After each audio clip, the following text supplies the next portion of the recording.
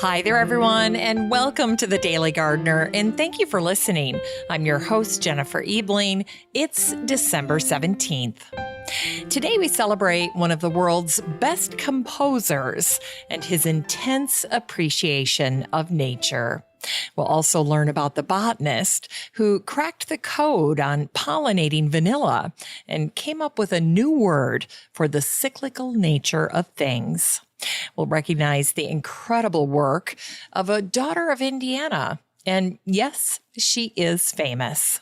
And we grow that garden library with something light and enjoyable, a New York Times best-selling fiction novel from 2012. And then we'll wrap things up with a little mistletoe history that's sure to leave an impression. It's not about kissing, but it will definitely give you something to talk about around the dinner table over Christmas break. But first, I just wanted to take a second to tell you about the Daily Gardener Friday newsletter. Each and every Friday, even when the show is on break, subscribers to the newsletter get an exclusive email from me with some super useful content, including helpful reminders and tips for the week to help you grow as a gardener, a handy list of the featured books for the week from the Grow That Garden Library segment of the podcast. That's so handy. You'll also get a brand new botanist profile and a few hand-picked pieces of botanical poetry that haven't been shared on the show yet. You'll receive plenty of trending garden-inspired recipes, gifts, and hacks. And finally, I like to make the newsletter a little more personal. So you'll see photos and stories about my own home and garden, in addition to exclusive updates about the show. It's a little behind-the-scenes VIP experience for super fans of the podcast. Don't forget that each week, one lucky subscriber will be chosen as a winner for a lovely gardening book from the Grow That Garden Library bookshelf. If you enjoy the podcast, you're going to love the newsletter. So head on over to thedailygardener.org and sign up for the free Friday newsletter today. Here's today's curated garden news. Today's article was written by Sophie Morren Smith, and it was featured in Gardening, Etc. The title of the post is 5 Low-Maintenance Annuals for Your Garden. Let me share with you the 5 annuals that Sophie featured in her post. And then if you want to read Sophie's article in more detail, you can do that over in the Facebook group for the show. So her 5 annuals include the poppy, Love in a Mist or Nigella, Larkspur, the sweet little viola, and snapdragons, one of my favorite. So there you go, 5 low-maintenance annuals for your garden. And if you'd like to check out this post in more detail, all you need to do is head on over to the free Facebook group for the show, the Daily Gardener Community. And once you're there, just type in the word annual and Sophie's post will pop right up. So there's no need for you to take notes or search for links. The next time you're on Facebook, just search for Daily Gardener Community, where you'd search for a friend and request to join. I'd love to meet you in the group. Here's today's brevities. Today is the baptism day of the German composer and pianist Ludwig van Beethoven, who was baptized on this day, December 17th, in 1770. Beethoven grew up loving nature. Living along the Rhine, little Ludwig would take walks with his father. Beethoven turned to nature for inspiration when he wrote his Sixth Symphony, which is why the subtitle for the Sixth Symphony is called Pastoral. After coming up with the idea that each movement would reflect a complete day in the country from sunrise to sunset, Beethoven composed this piece to imitate nature. In his music notes, Beethoven even added little headlines like storm or scene at a brook to make certain that the musicians understood the link between the notes they were playing and nature. Once, while walking with a friend, Beethoven pointed at the water and said, "Here I composed the scene by the brook, and the yellowhammers up there, the quails, nightingales, and cuckoos round about, composed with me." And Beethoven wanted the listeners of his music to recognize the powerful link between nature and our feelings. As Beethoven sought out nature to inspire his Sixth Symphony, at one point he simply wrote, "Effect on the soul," in his notes. And it was at the beautiful manor house named Dolna Krupa where Beethoven is presumed to have written his Moonlight Sonata. 100 years after Beethoven's stay, the Countess Maria Henrietta Chotek, known as the Countess of Roses, established Dolna Krupa's rose collection as one of the top 3 rose gardens in the world. And here's a fun side note about Beethoven. His last name is a combination of beet, which translates to beet as in the vegetable, and hoven, which means farm. So the blended meaning of Beethoven's last name is beet farm. And today is the anniversary of the death of the Belgian botanist and horticulturist and director of the Botanical Garden at Liège, Charles Francois Antoine Morren, who died on this day, December 17th, in 1858. Charles made some very significant contributions to botany.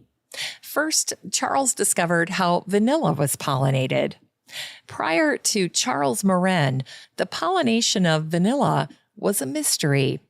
And although Hernan Cortés brought vanilla to Europe, for 300 years, no one knew how to pollinate the flower.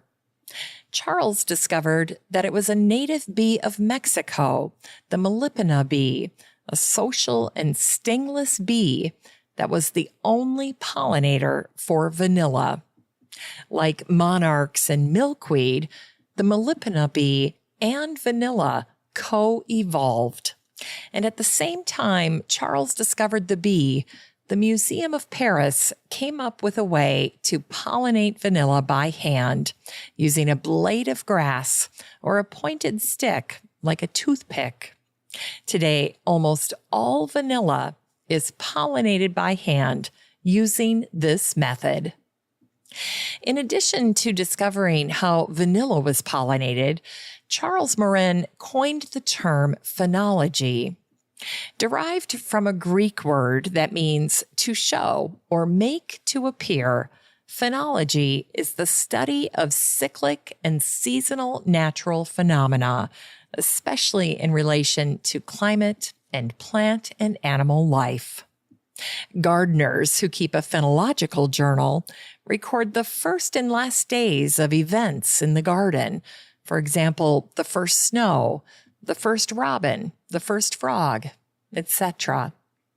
In 1849, Charles used the term during a lecture at the Academy of Brussels. 4 years later, Belgium had an unseasonably warm winter, which prompted Charles to write a paper called The Phenological Memories of the Winter of 1852 to 1853. In the paper, Charles describes how plants responded to the unusual weather that winter. Finally, Charles and his son wrote 35 volumes of an exceptionally beautiful journal that shared the beauty of horticulture in Belgium. All the 35 volumes of the Belgium Horticulture are available digitally for free at the Biodiversity Heritage Library, and I've shared a link to it in the Facebook group of the show. And today is the birthday of the Indiana environmentalist, newspaper columnist, and author Rachel Peden, who was born on this day, December 17th, in 1901. Rachel was the wife of an Owen County cattle farmer named Dick. Her father, Benjamin Franklin Mason, was a fruit farmer, growing peaches, apples and strawberries. Ben developed a reputation as a breeder when he created a peach called the Shipper's Late Red. Rachel often referred to her dad as the orchardist in her writing. A self-described Hoosier farm wife, Rachel's byline was Mrs. RFD for Rural Free Delivery, and her longtime columns in the Indianapolis Star and the Muncie Evening News charmed her readers with stories about nature and farm life. And yes, Rachel loved to garden. She wrote, "I love the therapy of working in the garden and the acquaintance of my neighbors from the natural world that I meet there." When I was researching Rachel, I stopped to read her memorial on Find a Grave, and I'm not sure who wrote it, but I loved their appeal to the folks at Find a Grave. They wrote, "Find a Grave has determined that Rachel does not meet their criteria for being famous, but they are wrong." The author of 3 books published by Knopf Publishing, Rachel wrote Rural Free, a farm wife's almanac of country living in 1961, The Land, the People in 1966, one of my favorites, and it earned her the Indiana University Authors Award, and finally Speak to the Earth, which was released in 1974. Keep Rachel's love and awe for the natural world in mind as you listen to this excerpt from The Land, the People. Snow was falling as if from a coarse sifter being turned from very high above the earth. It had been going on a long time. Leafless trees were whitened. Weeds and tangled raspberry canes in the garden had become a great heap of foamy white lace. A sparrow created a miniature snowstorm when he alighted on a delicate peach twig. The twig quivered under his weight. The sparrow rose. Snowflakes sparkled and fell on the snow-toppled woodpile under the peach tree. And Rachel wrote one of my favorite quotes about summer and roses. Here's what she wrote. "The serene philosophy of the pink rose is steadying. Its fragrant, delicate petals open fully and are ready to fall without regret or disillusion after only a day in the sun. It is so every summer. One can almost hear their pink, fragrant murmur as they settle down upon the grass. Summer, summer. It will always be summer." In Unearthed Words, today's words are from the American writer and author Jean Hersey from her book called The Shape of a Year, another one of my favorites. And this piece is from her chapter called December. "The garden is completely winterized, except for the roses, which need more hay, and the 4 small box, yet to be covered with burlap. We have a sentimental feeling for these box. Once, many years ago, on a holiday with the children, we were driving to North Carolina. We stopped at Mount Vernon and bought 4 seedlings, cuttings of George Washington's original box hedge. They were 25 cents a piece, and now they are nearly 2 feet tall.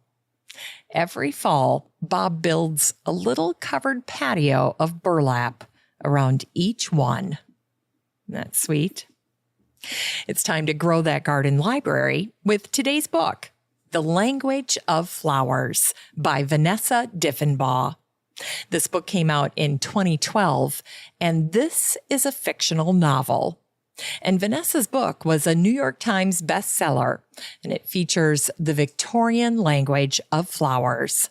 This is one of the books I always keep on the nightstand in our guest bedroom back in the days when we had guests.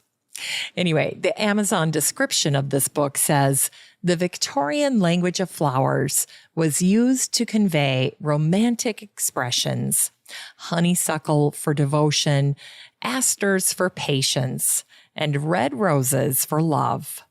But for Victoria Jones, it's been more useful in communicating mistrust and solitude.